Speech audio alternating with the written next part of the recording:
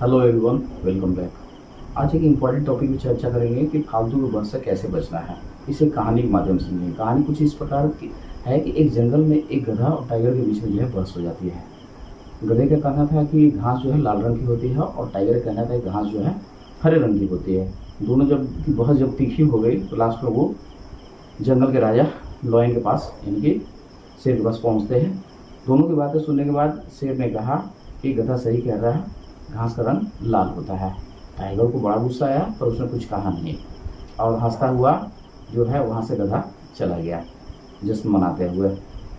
और 3 दिन की सज़ा मिली टाइगर को कि मौन व्रत धारण करा। 3 दिन बहुत गुस्से में है टाइगर। उसके बाद जाता है लॉयन के पास, पूछता है कि कैसे न्याय किया आपने, आपको पता है कि घास का रंग हरा होता है, ठीक है, मुझे भी पता है हरा होता है, फिर आपने कैसे कह दिया कि घास का रंग लाल होता है। तो इस पे लॉयन का जो जवाब है सुनने लायक है, गौर फरमाइएगा। लॉयन ने कहा कि तुम्हें पता है घास का रंग हरा है, मुझे भी पता है कि हरा है, पूरी दुनिया को पता है, तो फिर गधे से तुम बहस क्यों कर रहे थे? तुम्हें इस फालतू की बहस के लिए सजा दी गई है। इस कहानी से जो सबसे बड़ा सबक निकल के आता है कि मैं देखता हूँ कि अक्सर जो लड़के बाहर रहते हैं या ज़्यादा ग्रुप में रहते हैं, अड्डाबाजी वगैरह करना या लॉज वगैरह हॉस्टल में रहते हैं, देर रात तक जो है फालतू के डिबेट में टाइम वेस्ट करते हैं। कुछ लोग जाति के नाम पे बहस करते हैं, कौन बड़ा कौन छोटा। कुछ लोग धर्म के नाम पे बहस करते हैं, कुछ लोग क्षेत्रवाद के नाम पे बहस करते हैं, कुछ लोग राजनीति को लेकर के जो गर्मा गर्म बहस होती है, कुछ लोग अमीरी गरीबी को लेकर के बहस करते हैं, ठीक है। तो इन सब चीज़ों से आपको बचना है। आप किसी की जो मनोवृत्ति है, ठीक है, जो बचपन से जिसके ब्लड में जो चीज़ चली आ रही है, मन में बैठ गई बात, आप उसको नहीं हटा सकते हैं।